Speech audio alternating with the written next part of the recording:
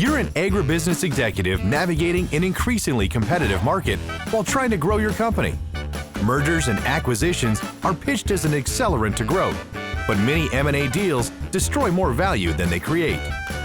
Welcome to the Pacesetter Pod, where we explore and reveal the perspectives, insights, and approaches for successful mergers and acquisitions.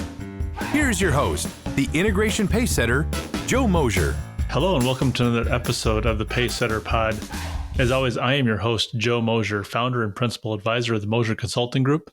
And this show is for leaders of small to middle market food and agribusiness firms that are looking for an edge in achieving growth of their businesses, and particularly for those of you considering or pursuing mergers and acquisitions as part of your growth strategy.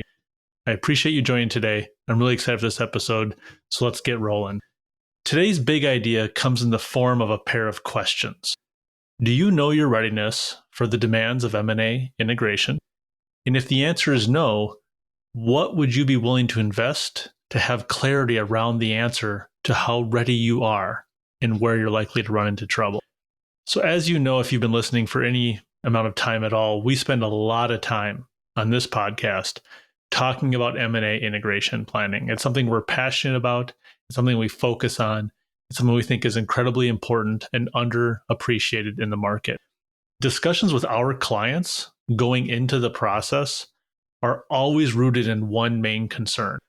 That is that, they say, we are not sure if we can pull this off. We're really excited about the transaction, but we don't know fully what to expect from this experience. And a lot of that comes from the fact that we work with first-time acquirers or first and a long-time acquirers. But I would say that even more mature, more experienced acquirers in the market have the same questions and the same moments of doubt. Can we pull this off, and do we know what to expect as we look down the barrel of this deal? And this shows up throughout the M&A lifecycle. Again, from first-time and experienced acquirers to those that are long in the tooth have done a lot of deals. They think about readiness from when they're building the initial business case to sell to the board of directors.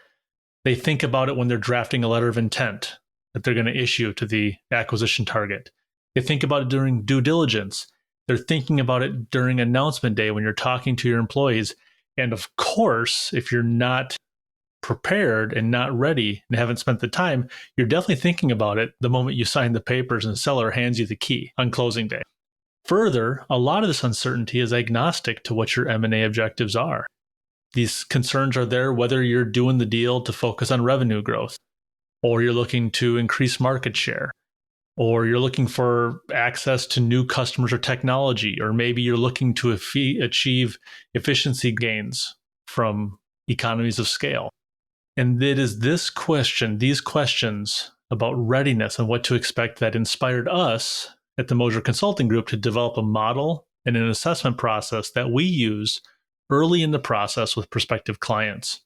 And that's called the M&A IRR, or your M&A Integration Readiness Roadmap. And we set out to build the model so that we could bring clarity to the issue of organizational readiness for that challenge of post-M&A integration. We wanted a model that was simple, but we didn't want a model that was simplistic. And that's what I want to talk to you about today. Specifically, we're going to talk about, do you really need to be concerned about M&A integration readiness? There's no sacred cows here. We're going to ask those questions and challenge the assumptions. We're going to introduce and break down the M&A IRR, or Integration Readiness Roadmap model. And we're going to talk about how you can develop your own M&A IRR to improve visibility to where you need to invest in service of better M&A outcomes. So here we go. First question for today: is integration readiness really worth the fuss? And my instinct, in full transparency, is to hit you with the common statistic that 70 to 90% of M&A transactions fail to deliver expected value. I know that I've touted it before. I know that it appears on many articles and postings. But something really interesting happened recently as I was preparing for this episode. A friend and trusted advisor who's also a senior executive of a regional energy distribution business challenged me on this statement. And he said that stats like that, like the 70 to 90% failure rate, can kind of sound self-serving to the advisor or consultant who's shouting them from the rooftops, particularly for those consultants and advisors that are trying to offer a solution to the problem. He said that stats like that are maybe less believable, less credible, because if things are really that bad, then why is M&A such a booming business? And these are all fair points. And so, to pressure test the statement, what did I do? I went to Google. And as expected, when I Googled failure rate of M&A integrations, or why do 70 to 90% of M&A integrations fail, there were dozens, perhaps hundreds of articles that cited that same statistic. Some of them buried in the article, some of them right in the headlines, front page above the fold. And many of them were referencing the Harvard Business Review in general as being the source of the statistic. But I was unable to follow the breadcrumbs back to what was the underlying study that produced that finding. So sitting here scratching my head, what did I do next? Well, I asked ChatGPT. And that's not because I'm an early tech adopter or because I run my business on the advice of a large language model, but because ChatGPT, I found, is a great tool for not only providing information, but helping you quickly track back to the source and the underlying study. And what ChatGPT told me is really interesting. I want to share a little excerpt with you today. So it came back and said, the statistic that 70 to 90% of M&A transactions fail is a commonly cited figure, but its exact origin is difficult to trace back to a single study or source. The figure is typically based on various studies and surveys conducted over the years that have examined the success rates of mergers and acquisitions. These studies have different criteria to define success and failure, making it challenging to compare the results. The answer then went on to talk about what some of those different criteria might be, and it closed with this. Despite these variations, the statistic that 70 to 90% of M&A transactions fail has become widely accepted in the business world and is often cited as a cautionary tale for companies considering mergers and acquisitions. So while it is widely accepted and often cited, I don't necessarily think that it passes the sniff test here. And so I'm not going to, despite spending 3 or 4 minutes here talking about it, we're not going to build the case based on that. Anecdotally, I can say with complete confidence that most M&A integrations do underwhelm the acquirers and the participants. And in fact, I would argue that they are rarely great, and they often exist along a spectrum of bad. From, well, that wasn't too bad, which is really a success, to I cannot imagine how things could get any worse than they are. So while there's still a lot to suggest that it is a problem, let's look at some factors that are supported by the studies. Thomson Reuters tracks M&A transaction activity on a 5-year rolling average. And when you look at what are the number of public and private food and agribusiness M&A transactions that are completed per year in the United States, the 2021 figures are that on average, as many as 400 M&A transactions in food and ag occur within the United States every single year. 400 transactions. That's more than one a day. Further, Bain and Company, in a 2018 study, suggested that M&A deals generate 10,000 or potentially tens of thousands of incremental decisions and demands that the acquiring and the acquired company have to contend with in the course of integration. 10,000 or tens of thousands of new, novel, unique, and incremental demands on you and your people's time. Significant. And the other statistic I want to share here is that according to a Deloitte 2019 study, less than 25% of acquirers reported that they have a formal integration process or any kind of a formal integration playbook.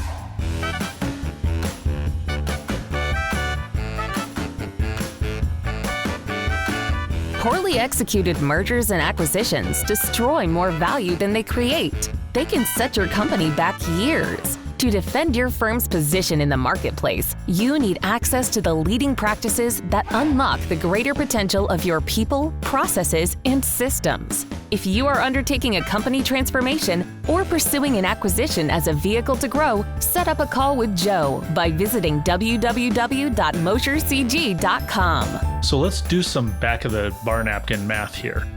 And we're going to take some conservative versions of those stats. So we're going to assume 300 deals per year. Not 400. we're going to assume 10,000 decisions per deal, not 10,000 or more or tens of thousands.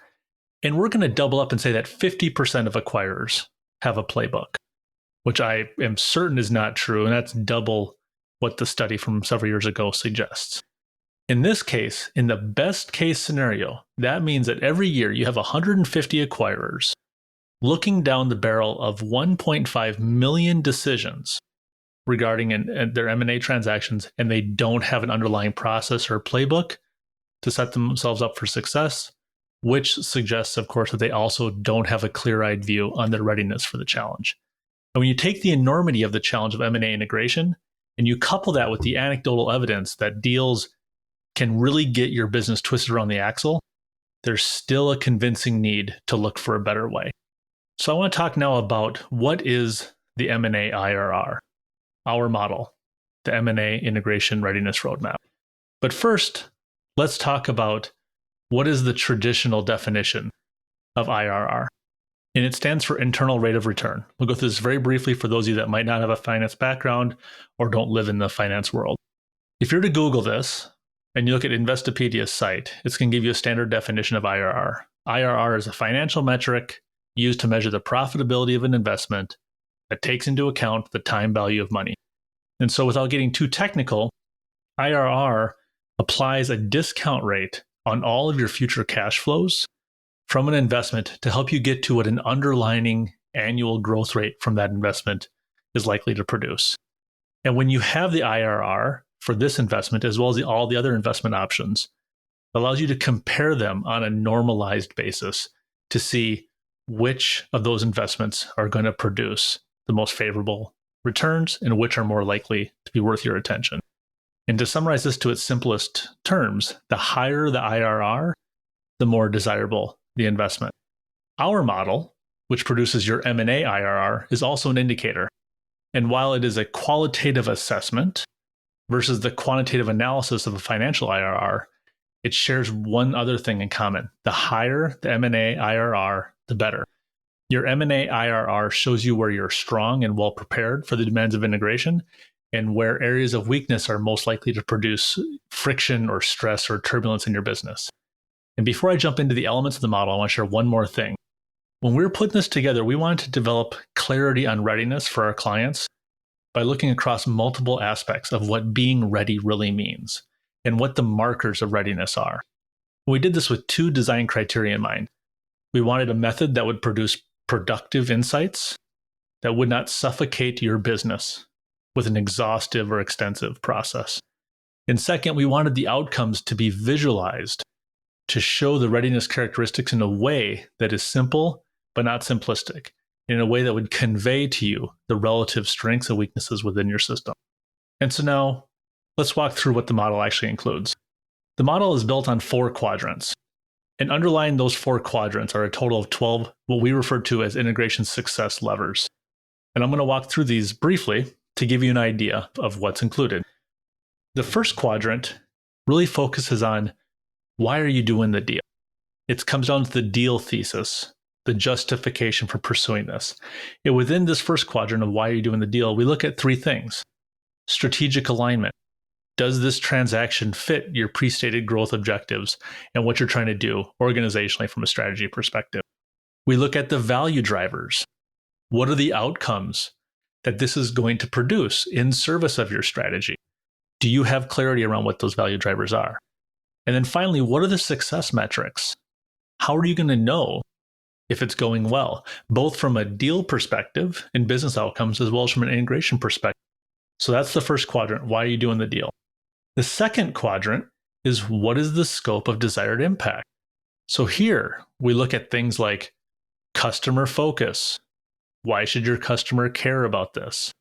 We're going to look at your minimum viable integration, which is a tool that we use to determine what is the baseline requirements for your integration to ensure that you're getting the value out of the deal and that you don't put too much change in play such that you suffocate the value you're hoping to achieve. And finally, we're going to talk about what are your expectations. We look at what are your expectations, meaning what do you believe this is going to require of the organization from a people perspective, from a systems perspective, from a financial perspective in terms of investment requirements. How long is it going to take in terms of time? And calibrating your expectations back to the underlying transaction. The third quadrant is, what does this mean for your business? And this is when we look within your four walls. And we look specifically at the three main pillars of your business, the load-bearing walls that really do incur the most impact or feel the change most from your integration, but also are levers that can help set you up for success. We look at your people. How are you structured? How do you put people in the right seats? How do you structure yourself for success? We look at your business processes. Do you know what your business processes are? Do you know which ones are driving consumer or customer value and which ones are more internally focused and driving operational efficiency? And we talk about your systems and technology. What are they? And what are they likely to do in the face of integration? And finally, the fourth and final quadrant is, what is your capacity to execute? And this is where we talk about M&A muscle memory. Are you an experienced acquirer who's done deals before, who has the scar tissue and the learnings from previous transactions to be better prepared for the next deal? We talk about culture fit. What do you know about your own culture? What do you believe to be true about the culture of the target that you're going to acquire? And what is the implications of bringing those two together? What is the cultural fit and what's the readiness there? And finally, we look at execution capabilities. How do you execute projects in your organization? How do you staff them? How do you structure them? How do you execute them? How do you ensure that you got the value out of it? And so it is across these four quadrants, and within those quadrants, those 12 success levers, that we're able to develop a helpful, productive, and in fact, predictive view on your readiness for M&A integration. But even probably more valuable and more actionable is, where are you strong and where are the major deficiencies that you can anticipate issues and you need to invest now to set yourself up for success? And so the final topic for today is, how do you develop your M&A IRR? And the easy answer, but the misleading one, is you just run yourself through the model, you answer the questions, and you rate yourself. And in fact, you can do that. And we would be happy to share it with you.